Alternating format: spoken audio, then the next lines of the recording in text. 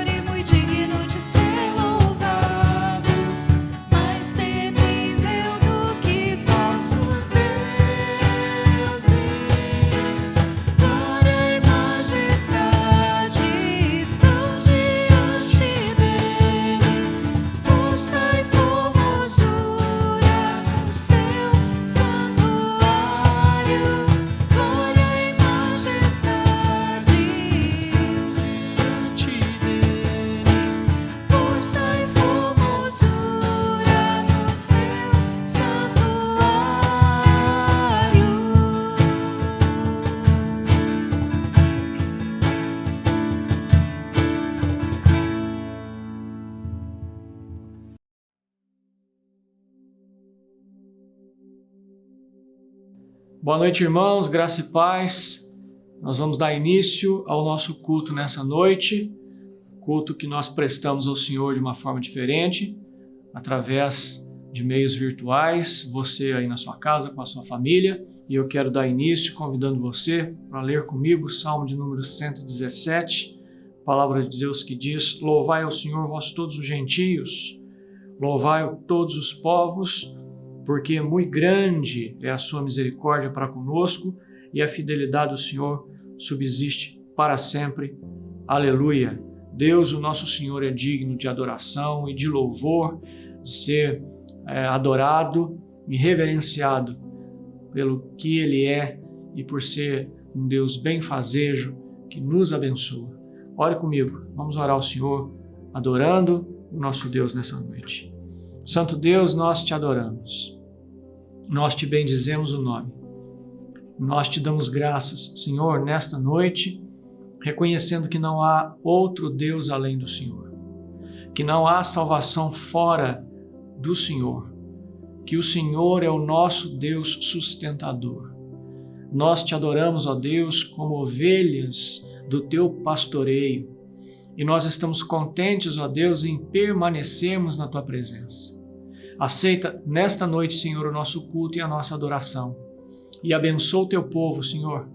Derrama sobre nós a tua graça, sustenta-nos, ó Deus, com a tua boa mão, e seja conosco, ó Deus, durante o tempo em que nós estaremos solenemente unidos, mesmo virtualmente, te adorando e te bendizendo o nome. Assim, Senhor, é o nosso desejo. Esta é a nossa oração, em o nome santo e precioso de Jesus. Amém.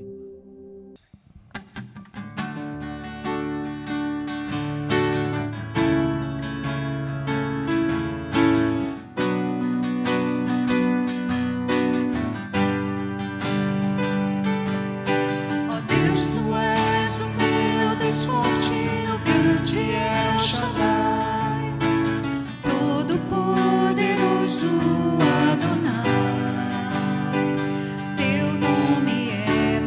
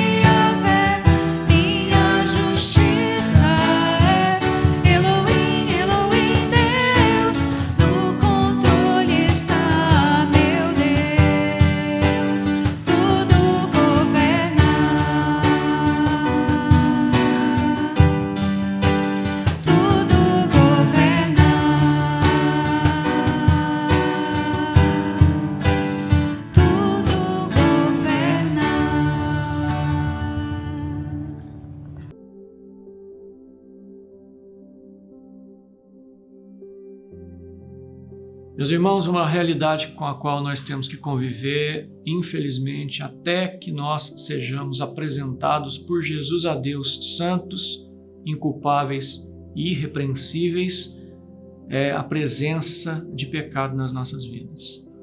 E aí nós usamos a experiência de irmãos do passado, como por exemplo Davi, que escreveu o Salmo 51 nas seguintes palavras, ou pelo menos o início do Salmo: compadece-te de mim, ó Deus, segundo a tua benignidade, e segundo a multidão das tuas misericórdias, apaga as minhas transgressões. Lava-me completamente da minha iniquidade, purifica-me do meu pecado, pois eu conheço a minha transgressão e o meu pecado está sempre diante de mim. Pequei contra ti somente, e fiz o que é mal perante os teus olhos, de maneira que serás tido por justo no teu falar e puro no teu julgar. Que o Senhor Deus se compadeça de nós, irmãos, segundo a multidão das misericórdias dele, de acordo com o tamanho da bondade de Deus. O Senhor Deus tem sido aquele que nos restaura a alma, aquele que recupera a nossa comunhão com Ele, aquele que nos lava pelo sangue de Jesus. E nós podemos confiar nisso. Coloque-se diante de Deus e confesse na presença do Senhor pecados, porque nós não somos perfeitos, e clame como o servo do Senhor do passado, Davi, clamou e esperou que o Senhor o restaurasse. Vamos fazer isso em nome de Jesus. Pai de amor, em nome do Teu Filho bendito, nós reconhecemos que somos pecadores, que temos pecado contra o Senhor, temos feito o que é inadequado aos Teus olhos, o que é abominável ao Senhor. Pecamos, ó Deus, com o que falamos ou deixamos de falar, com as nossas atitudes e omissões. Pecamos, ó Deus, até mesmo com os motivos mais profundos do nosso coração, e nós te pedimos que o Senhor, na Tua infinita graça, nos perdoe e restaure, ó Deus, a nossa comunhão contigo. E nos dê, Senhor, o desejo de andarmos em santidade. E nos auxilie, ó Deus, para que sejamos cuidadosos, vigilantes, para não pecar contra Ti, desviando-nos de todo o mal. Ajuda-nos, ó Deus, pelo Teu Espírito, em o nome de Jesus, a sermos, na Tua presença, agradáveis para a glória do Senhor, no nome do nosso Redentor. Amém.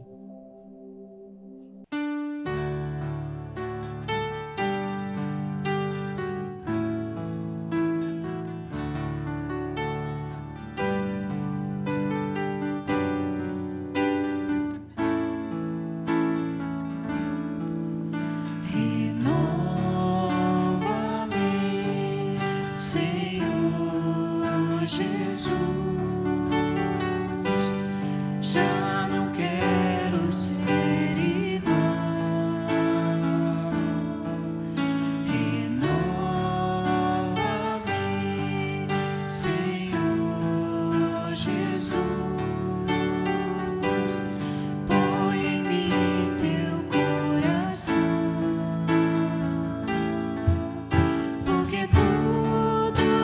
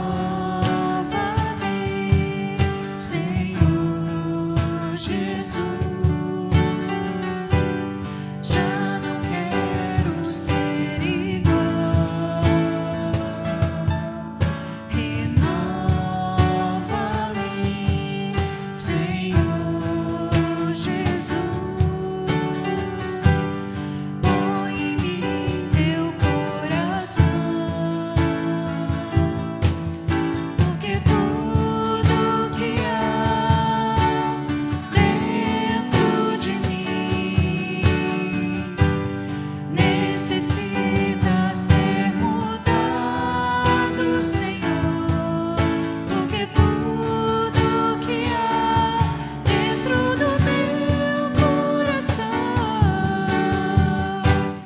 necessita mais de ti, necessita muito mais, necessita mais de ti, necessita mais e mais necessita mais de ti.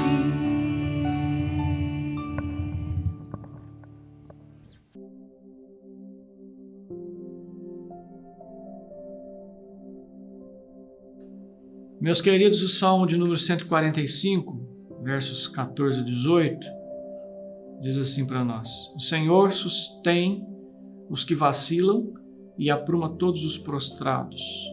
Em ti esperam os olhos de todos, e tu, a seu tempo, lhes dá o alimento.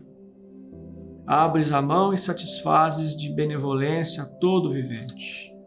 Justo é o Senhor em todos os seus caminhos, benigno em todas as suas obras. Perto está o Senhor de todos os que o invocam, de todos os que o invocam em verdade. Deus tem sido fiel e bondoso para com a nossa vida. Tem sustentado nossa família, tem nos dado trabalho, tem nos dado saúde para trabalhar, tem nos dado oportunidades. E a palavra de Deus diz que nós devemos devolver os nossos dízimos e sermos generosos com as nossas ofertas. É com esses recursos que a Igreja do Senhor se mantém e mantém a obra missionária e mantém a obra da instrução do povo de Deus. A Igreja necessita desses recursos para caminhar. Você está vendo aí na sua tela os dados bancários para que você possa fazer meios virtuais, através desses recursos, a devolução do seu dízimo, as suas ofertas voluntárias, e que o Senhor o abençoe naquilo que você tem colocado no coração para fazer, seja a fidelidade sua na devolução dos seus dízimos ou a sua generosidade ofertando ao Senhor. E uma coisa nós podemos garantir: todos esses recursos são muito bem utilizados. Louvado seja Deus, porque a Igreja Presbiteriana do Brasil tem tratado com muita seriedade os recursos, a sua receita, para que seja usada exclusivamente para a glória do nosso Deus e no exercício da missão da Igreja no mundo. Nós vamos orar, feche os seus olhos e oremos ao Senhor. Pai de amor, nós te damos graças porque o Senhor nos tem dado trabalho e saúde. Nós também agradecemos o Senhor porque o Senhor tem colocado no nosso coração o senso de obediência para que devolvamos os dízimos que pertencem ao Senhor, ou para que façamos generosamente as nossas ofertas. Nós te agradecemos, ó Deus, a vida daqueles irmãos que têm o seu trabalho. Pedimos que o Senhor abençoe esses irmãos, dando-lhes habilidades, dando-lhes condições de perseverarem, de manterem os seus empregos, sendo a Deus com os seus patrões, com as empresas, para que eles não percam esse meio de ganhar o pão cotidiano, e que o Senhor também abra as portas para aqueles que se encontram desempregados no momento. Faça, a Deus, com que eles consigam uma colocação ou uma recolocação no mercado de trabalho. Abençoe o teu povo, Senhor, nós te suplicamos, em o nome santo de Jesus. Amém. Boa noite, irmãos. Como é bom, mais uma vez, nós podermos estar aqui reunidos, mesmo que distantes, virtualmente, mas tendo a oportunidade, é claro, de continuarmos adorando e louvando o nosso Deus. A gente sabe que nossos dias estão realmente muito difíceis, não está sendo fácil para ninguém, mas é bom nós sabermos que nós temos um Deus, né? Um Deus que está cuidando de nós diante de toda essa circunstância. E eu quero, chamar você aí, de onde você estiver, na sua casa, com a sua família, vamos louvar ao nosso Deus com alegria em nossos corações, com gratidão, sabendo que até aqui o Senhor tem cuidado de nós, até aqui o Senhor tem nos abençoado, e a gente vai estar louvando a Ele, através dos cânticos agora, e declarando, que o nome dEle é grande, que Ele é bom, e é por Ele, e somente por Ele, que nós estamos aqui.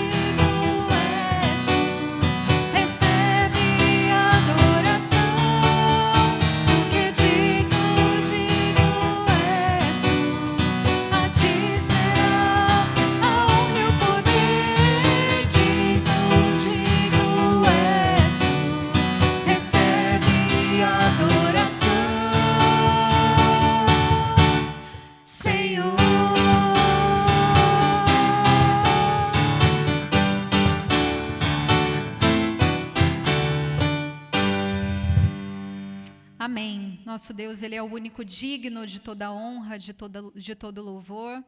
E Ele é um Deus também que está com os ouvidos, né, voltados a todos nós.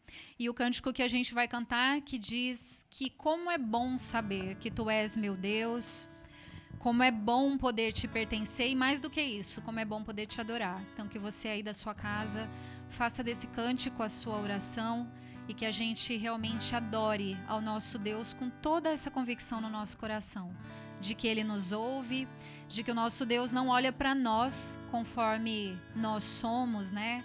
Ele, muito pelo contrário, Ele é um Deus que Ele olha para nós com amor, está sempre disposto a nos ouvir, e é muito bom termos essa certeza do amor de Deus para conosco.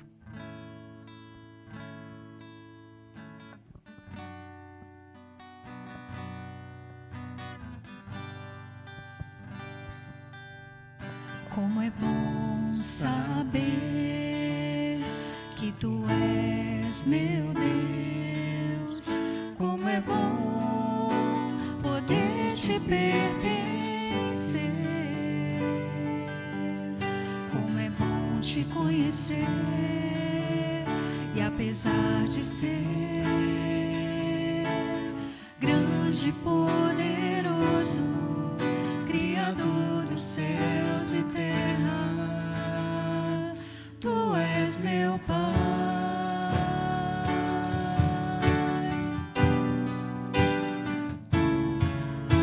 Que para me ouvir, me consolar, me ensinar, e até o desejo de Te adorar vem de Ti.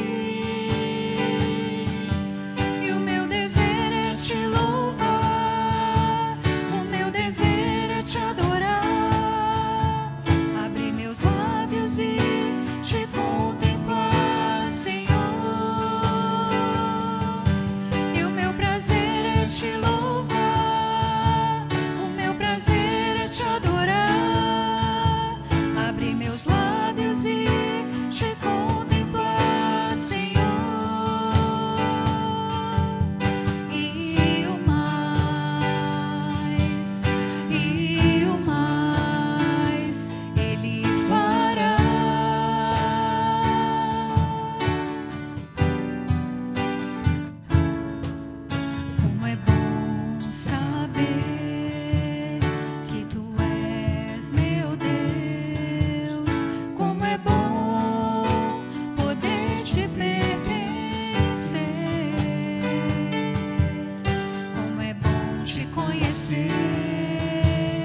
E apesar de ser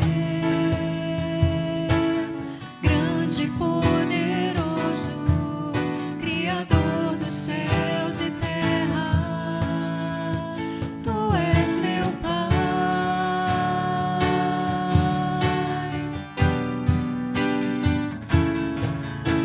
Que para me ouvir, me consolar, me ensinar, até o desejo de Te adorar vem de Ti.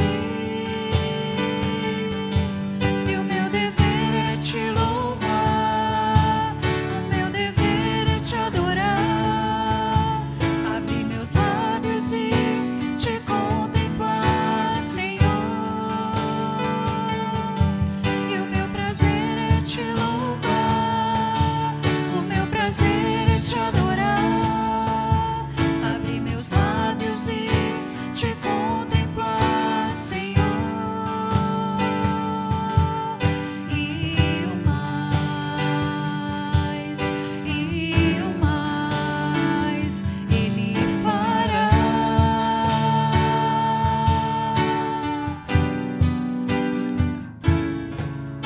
E o mais, todo mais Ele fará.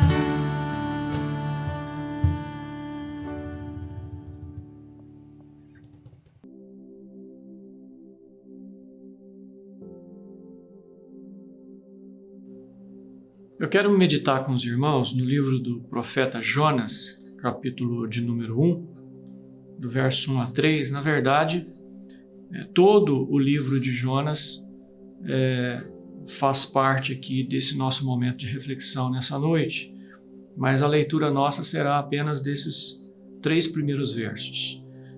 Texto que diz o seguinte: Veio a palavra do Senhor a Jonas, filho de Amitai, dizendo: Dispõe-te, vai à grande cidade de Nínive e clama contra ela, porque a sua malícia subiu até mim.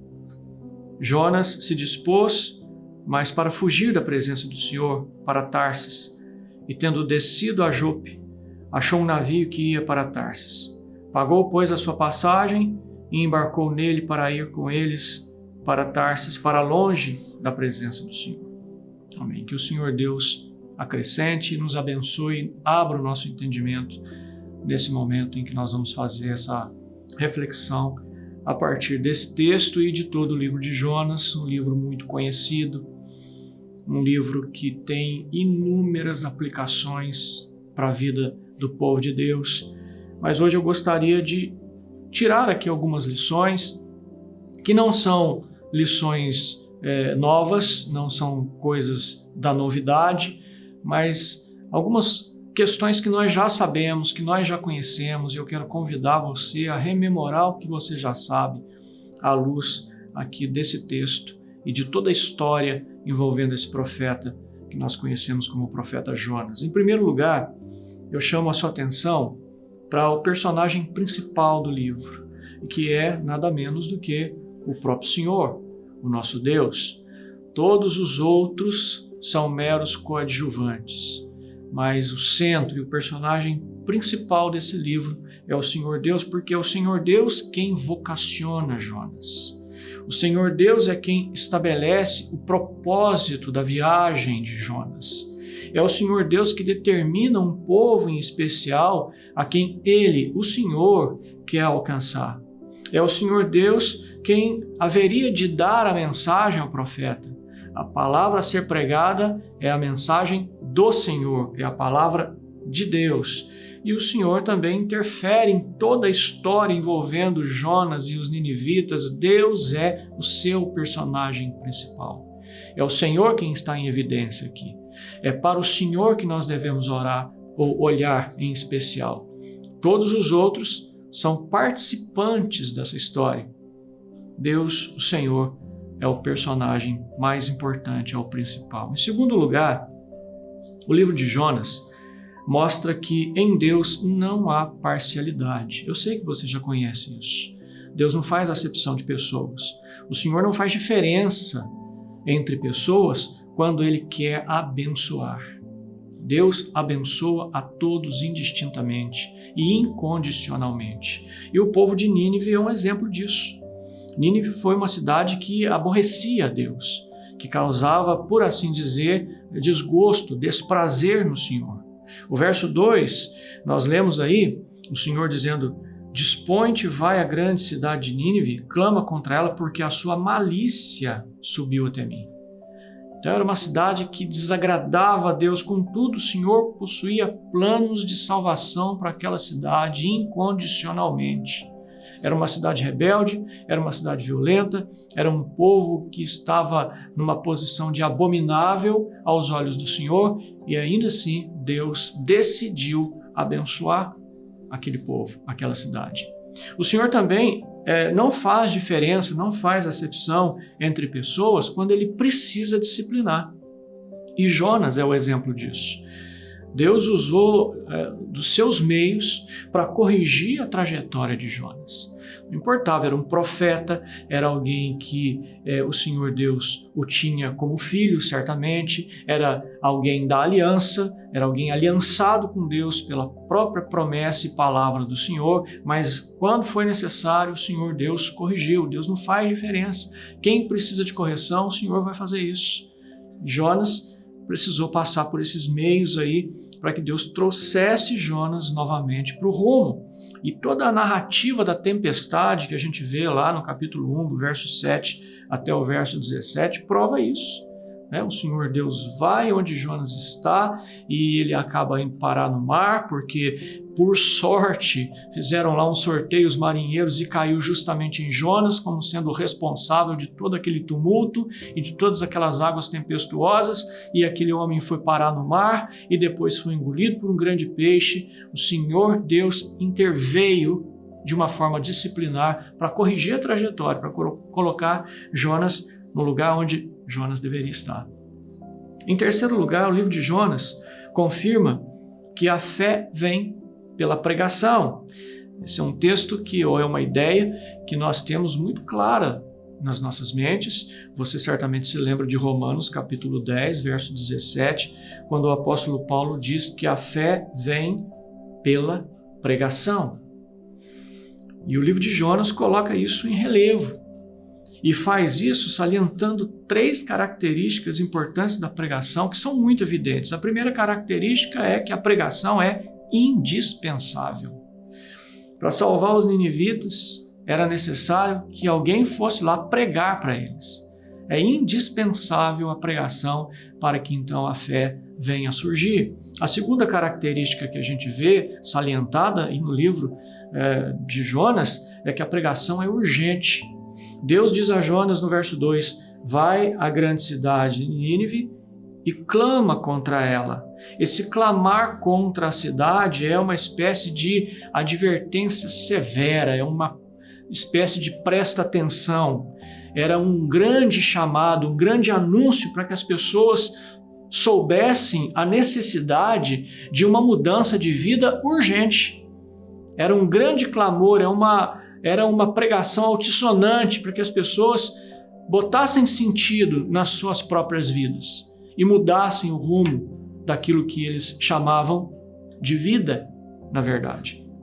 Para serem salvos, aqueles ninivitas precisariam ser alertados da condição perigosa na qual eles estavam vivendo. E que condição é essa? De costas viradas para o Senhor, em inimizade com Deus. E a terceira característica é que a pregação se fundamenta exclusivamente na palavra de Deus. Jonas deveria proclamar apenas aquilo que Deus lhe mandasse dizer. A pregação de Jonas seria a palavra do Senhor. Capítulo 3, versos 1 e 2, você se lembra do texto, certamente, diz a Bíblia, veio a palavra do Senhor segunda vez a Jonas, dizendo, dispõe-te, vai à grande cidade de Nínive e proclama contra ela a mensagem que eu te digo. Portanto, a palavra de Deus, a pregação, na verdade, é fundamentada na palavra de Deus. A pregação é indispensável para o surgimento da fé. Em quarto lugar, o livro de Jonas ilustra a impossibilidade de se fugir da presença de Deus. Jonas tentou se esquivar da sua responsabilidade profética, por assim dizer. Primeiro, ele comprou uma passagem para Tarsis, que ficava a cerca de 4.000 quilômetros de Jope, na direção oposta a Nínive. Ele ia para outro lugar. Uma vez já embarcado lá no navio, Jonas então foi dormir no porão. Uma típica atitude de fuga. Foi para o lugar mais profundo do porão e foi dormir. E aqui a gente pode imaginar, de repente, nem sei se isso aconteceu lá, mas Jonas dormindo num cantinho, escondido, coberto por alguma coisa, um sujeito que estava tipicamente fugindo. Capítulo 4 nos dá uma pista muito clara da razão pela qual Jonas fugia, tentava se esquivar, tentava fugir da presença de Deus, fugir da sua responsabilidade. E essa pista lá no capítulo 4 é a seguinte: quando Jonas viu a conversão dos ninivitas, ele desabafou com Deus nos seguintes termos: Ah, Senhor, não foi isso que eu disse estando ainda na minha terra? Por isso me adiantei fugindo para Tarsis, pois sabia que és Deus clemente e misericordioso e tardio em irar-se, grande em benignidade e que te arrependes do mal. O camarada estava fugindo porque ele não queria que os ninivitas fossem salvos. Nós não podemos ser muito severos com Jonas, não. Porque nós também temos nos eximido da nossa responsabilidade de pregar. Tentamos, às vezes, fugir da presença de Deus. Os nossos motivos são outros. De repente, o medo daquilo que as pessoas possam vir dizer, quando vê a gente falando a respeito de assuntos espirituais. ou quem sabe a falta de conhecimento bíblico que nós temos a consciência, né? Não temos o conhecimento suficiente e nem temos a coragem para adquirir o conhecimento necessário para a gente assumir a responsabilidade. Outra vez, talvez a insensibilidade ao drama das pessoas. Não estamos nos importando muito, né, com o fato das pessoas estarem vivendo numa situação difícil e que sabemos que uma vez que o Evangelho alcançar aqueles corações, elas sairão daquela situação perigosa, daquela situação de distância de Deus, de sofrimento, por assim dizer. Ou talvez a nossa própria insegurança com relação ao nosso modo de viver. Porque nós vamos falar de assuntos espirituais, vamos falar de assuntos relacionados ao Evangelho, mas a nossa vida não está muito coerente com a nossa fala. Né? E nós, conscientes disso, fugimos da responsabilidade de falar. Ou então uma vida completamente mundana, um coração totalmente gelado.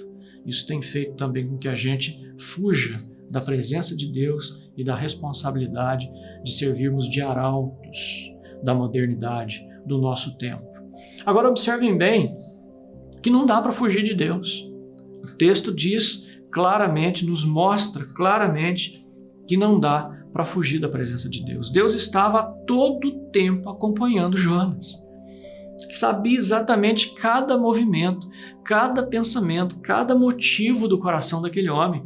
E ele, o Senhor Deus, viu o profeta dormindo lá naquele escondido, lá naquele porão. Ninguém via, mas Deus sabia que ele estava lá. E o Senhor coloca Jonas no lugar onde ele deveria estar. Não dá para fugir de Deus. Não dá para se eximir da responsabilidade que nós temos de pregar. Em quinto lugar, o livro de Jonas confirma que a conversão é algo que se dá exclusivamente pela obra graciosa de Deus. Observem com cautela o sermão de Jonas. Alguns dizem que é um sermão de 7 palavras. Lá no capítulo 3, verso 4. Jonas então prega: ainda 40 dias e Nínive será subvertida. Notem que essa mensagem não possui convite à conversão e nem possui promessas de graça. É apenas um anúncio de um infortúnio caso as pessoas mantivessem-se naquela condição deplorável de distância de Deus. Porém, apesar de não haver convite à conversão, não haver ali promessas de graça, promessa de bênçãos, a despeito disso, os ninivitas ouviram a pregação. E eles entenderam a mensagem. E eles se arrependeram. E eles aguardaram a salvação de Deus. Percebam que no capítulo 3, versos 5 a 9, nós encontramos os seguintes relatos. Os ninivitas creram em Deus e proclamaram jejum e vestiram-se de panos de saco, desde o maior até o menor. Chegou essa notícia ao rei de Nínive. Ele levantou-se do seu trono, tirou de si as vestes reais, cobriu-se de pano de saco e assentou-se sobre cinza, e fez-se proclamar e divulgar em Nínive, por mandado do rei e seus grandes, nem homens, nem animais, nem bois, nem ovelhas, provem coisa alguma, nem os levem ao pasto, nem bebam água, mas sejam cobertos de pano de saco, tanto os homens como os animais, e clamarão fortemente a Deus, e se converterão cada um do seu mau caminho e da violência que há nas suas mãos. Quem sabe se voltará a Deus e se arrependerá e se apartará do furor da sua ira, de sorte que não pereçamos. Os ninivitas entenderam a mensagem, porque a graça do Senhor, a graça soberana de Deus, visitou o coração daquelas pessoas. Uma conversão só acontece por obra graciosa do Espírito Santo de Deus. E eu quero encerrar com algumas reflexões, algumas coisas que a gente pode perceber ao longo de toda a leitura do texto, toda a leitura do livro de Jonas, algumas coisas que saltam aos nossos olhos e que nos levam a pensar na nossa responsabilidade como homens e mulheres de Deus em tempos de pós-modernidade, num ambiente de total aversão ao Senhor, como arautos que somos nos dias em que nós vivemos. A primeira coisa que eu gostaria de salientar ou de trazer como reflexão para nós é que o Senhor Deus vai cumprir o seu plano eterno de salvar e abençoar pessoas que não merecem. Deus vai cumprir esse plano. E Ele vai salvar essas pessoas a quem Ele escolheu, independentemente de se nós vamos ou não participar disso. Ele vai salvar aqueles a quem Ele escolheu, com você ou sem você. O Senhor estabeleceu esse plano e Ele vai cumprir. Agora, uma segunda coisa que nos ocorre é que Deus deu a mim, a você e a nossa igreja o privilégio de participarmos daquilo que Ele está fazendo na vida das pessoas e na vida das famílias dessas pessoas que Ele tem salvado. Deus tem nos dado a oportunidade de fazermos parte desse processo, de estarmos envolvidos nisso. Que bênção, irmãos! Que bênção, através do seu testemunho, uma família inteira ser levada aos pés de Jesus. Que bênção, amanhã ou depois, ou quem sabe você já vive essa experiência de você olhar na igreja e ter lá alguém que veio para o Senhor graças ao seu testemunho, à sua pregação. Que bênção você olhar no ambiente da Igreja Presbiteriana do Brasil ou da Igreja Evangélica Brasileira e você reconhecer missionários que estão lá, gente que está na luta em prol do Evangelho e que veio a graça de Jesus, veio à presença do Senhor por causa do seu testemunho, da sua pregação. Isso é um privilégio. Deus vai salvar essas pessoas.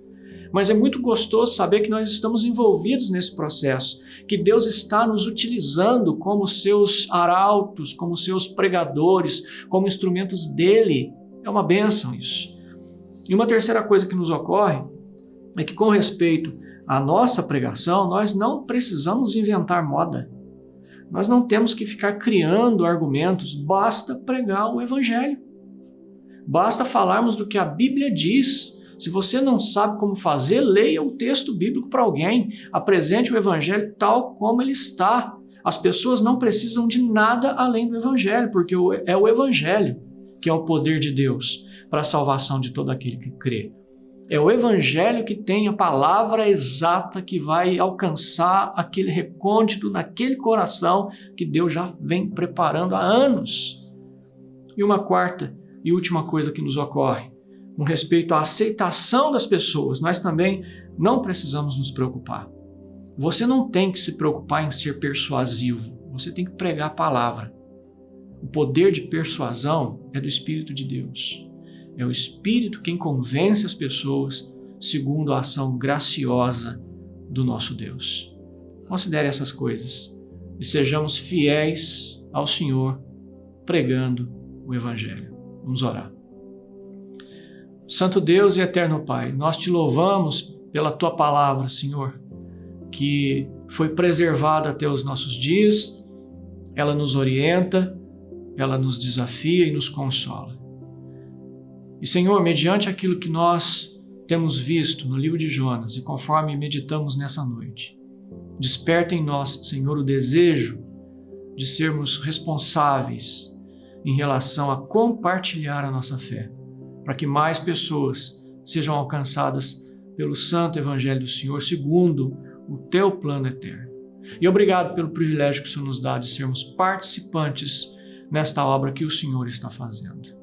Oramos assim agradecidos em nome de Jesus. E agora, irmãos, que a graça de Jesus, o amor de Deus e a comunhão do Espírito Santo repousem sobre todos vós, hoje e para todo sempre, em o nome do Pai, do Filho e do Espírito Santo. Amém. Que Deus nos abençoe, meus irmãos. Excelente semana para você e sua família.